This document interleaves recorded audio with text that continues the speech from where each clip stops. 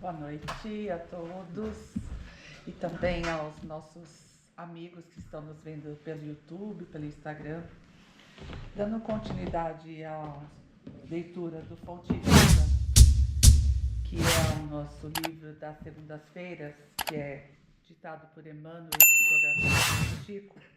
Hoje coube a mim o texto de número 96, que vem com o título Além dos Outros. E ele sempre traz, um trechinho, que aqui é de Jesus, que está em Mateus, no versículo 5, no capítulo 5, no versículo 46. E ele diz assim: não fazem os publicanos também o mesmo? E aí, discorrendo aqui, o Emmanuel vem trazendo: trabalhar no horário comum, irrepreensivelmente, cuidar dos deveres domésticos, satisfazer exigências legais e exercitar a correção de proceder, fazendo bastante na esfera das obrigações inadiáveis, são tarefas peculiares a crentes e descrentes na senda diária. Jesus, contudo, espera algo mais do discípulo. Correspondes aos impositivos do trabalho diuturno, criando coragem, alegria e estímulo em derredor de ti. Sabes improvisar o bem onde outras pessoas se mostraram infrutíferas? Aproveitas com êxito o material que outrem desprezou por imprestável? Aguardas com paciência onde outros desesperam? Na posição de crente, conserva o espírito de serviço onde o descrente congelou o espírito da ação? Partilhas a alegria de teus amigos sem inveja e sem ciúmes, e participa do sofrimento de teus adversários sem falsa superioridade e sem alarde? Que dás de ti mesmo no ministério da caridade? Garantir o continuismo da espécie, revelar utilidade geral, adaptar-se aos movimentos da vida são características dos próprios irracionais. O homem vulgar, de muitos milênios para cá, vem comendo e bebendo, dormindo e agindo sem diferenças fundamentais na ordem coletiva. De 20 séculos a esta parte, todavia, a abençoada luz resplandece na terra, com os ensinamentos do Cristo, convidando-nos a escalar o cisma da espiritualidade superior. Nem todos a percebem, ainda não obstante envolver a todos. Mas para quantos se felicitam em suas bênçãos extraordinárias, surge o desafio do Mestre, indagando sobre o que de extraordinário estamos fazendo. Esse pedacinho aqui, que é uma fala de Jesus, ele deixa um pontinho de interrogação. Então eu trouxe um pouquinho mais hoje, utilizando um recurso de uma outra religião, mas só para que a gente consiga entender o contexto todo desse que chega nessa frase. No versículo 5, então eu vou começar lá no 38, que vem como violência e resistência. Vocês ouviram que foi dito, olho por olho e dente por dente. Eu, porém, lhes digo, não se vinguem de quem fez o mal a vocês. Pelo contrário, se alguém lhe dá um tapa na face direita, oferece também a esquerda. Se alguém faz um processo para tomar de você a túnica, deixe também o manto.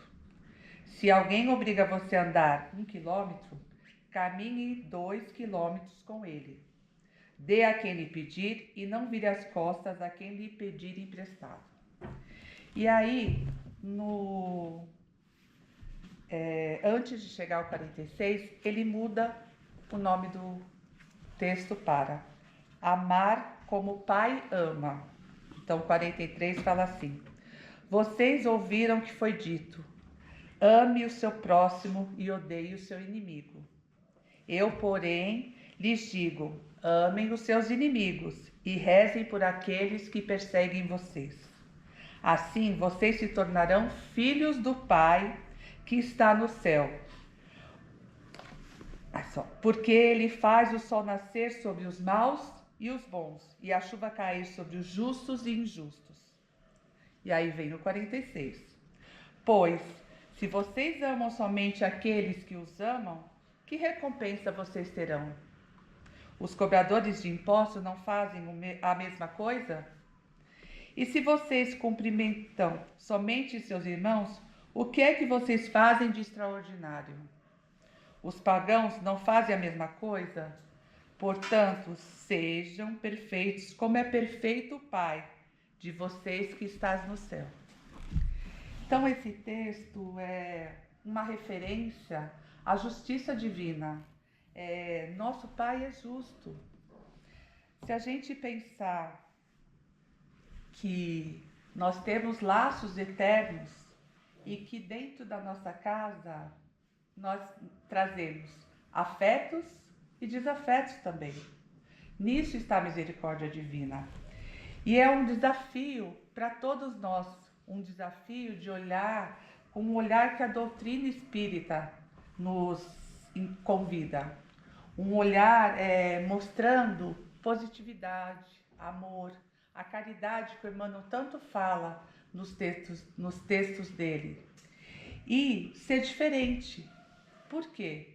Porque a gente ainda vê que uma grande parte sempre pontua e olha as coisas pelo lado da negatividade. Essa negatividade, ela nos traz algum benefício? Às vezes, num simples olhar, que você mude o foco e pense positivamente, às vezes vai mudar um dia inteiro da sua vida, na sua saída de casa, na sua rotina de trabalho, no seu convívio com a família, no andar na rua. Então, assim,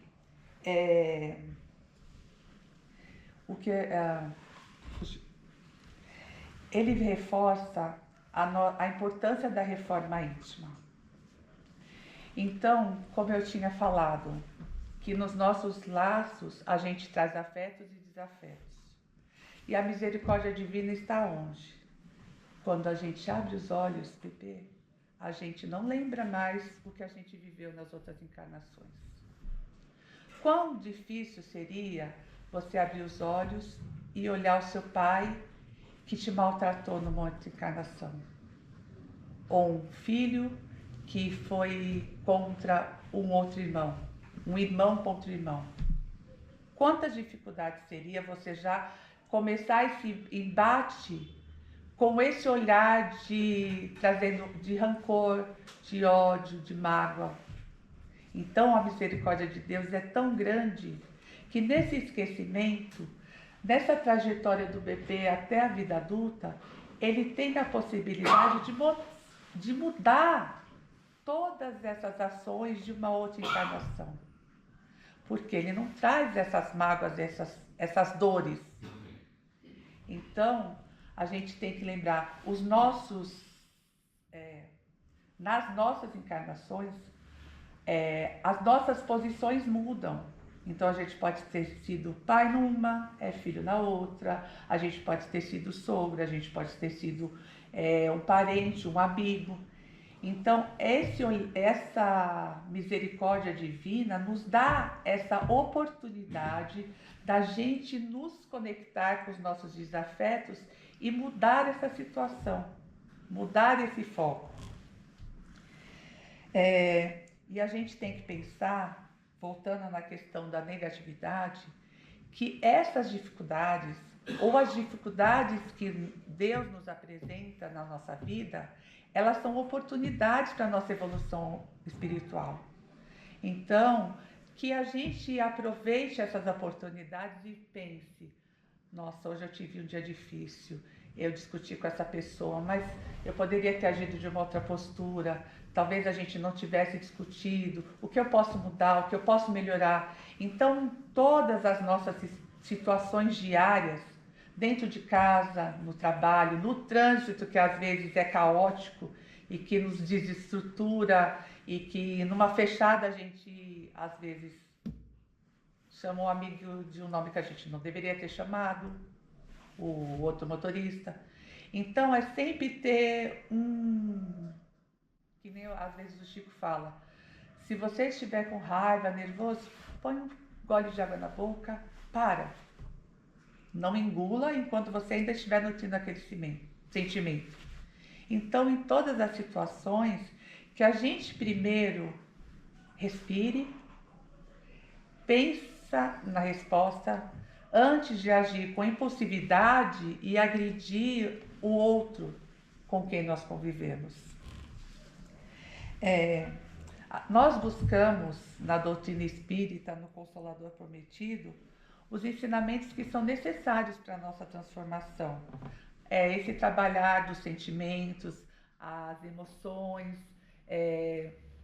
principalmente porque a gente precisa entender que esses sentimentos represados, quando a gente não externa eles, esses sentimentos como raiva, ódio, mágoa, rancor, ele acaba se transformando em doenças. Nós automaticamente vamos causar doenças no nosso próprio corpo físico.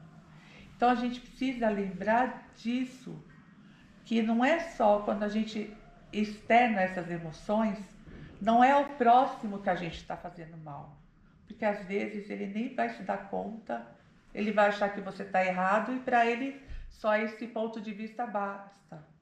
Então é a gente que fica com esse sentimento, é a gente que nutre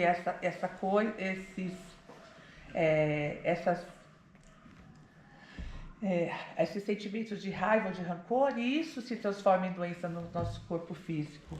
Então o Pai nos oferece essas ferramentas para o nosso crescimento, para a nossa evolução espiritual. E nós somos convidados a essa mudança diariamente, em todas as situações. Então, quando ele pontua o que nós estamos fazendo, ele sempre, aqui o Emmanuel sempre reforça a caridade, o trabalho, o amor ao próximo, o quanto disso a gente está tomando para si e colocando em ação. Então, são essas atitudes que a gente, aos poucos, por mais que seja difícil essa reforma íntima, não colocar empecilhos. Então, a gente até, numa aula, a gente conversou sobre isso. Então, eu não posso falar, eu não consigo a reforma íntima. É muito difícil. Eu estou colocando um empecilho. Então, a gente tem que mudar e pensar o que a gente pode usar de estratégia para fazer com que essa situação mude e a gente possa mudar a nossa conduta, as nossas ações, o nosso olhar com o próximo. E, às vezes, o que a gente não se dá conta, que o próximo está bem próximo da gente. Às vezes, não é o próximo que Jesus fala, é só as pessoas carentes que moram na rua, que não têm onde morar, que não têm o que comer, que passam frio.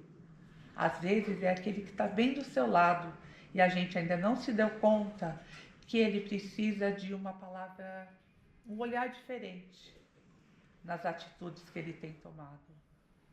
Então, hoje eu deixo essa pequena reflexão que eu fiz sobre esse capítulo.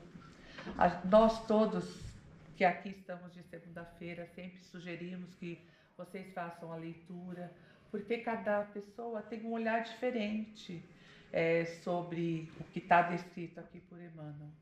Então eu deixo essa sugestão para que vocês façam também as suas reflexões sobre esse capítulo. E muito obrigada por vocês estarem aqui hoje.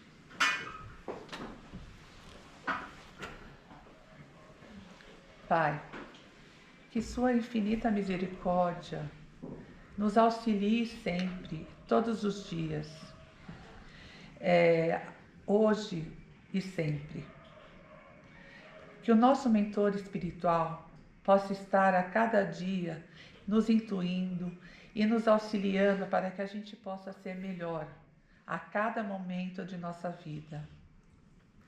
E hoje eu peço a Deus e a nosso Mestre Jesus que o nosso retorno aos nossos lares seja em segurança, em paz, e que toda essa energia de amor que nós recebemos nessa casa, que a gente possa levar às nossas casas, expandir por todos os ambientes e também com aqueles que convivem conosco.